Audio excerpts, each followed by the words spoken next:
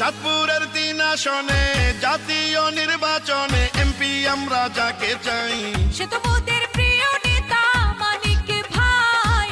মানিক ভাইয়ের ধানের শীষে ভোট দেবেন সবাই। শোনেন আমার এলাকাবাসী, মা খালা দিদি মাসি সবাইকে জানাই মোদের এই মাটির যোগ্য নেতা মানিক ভাই।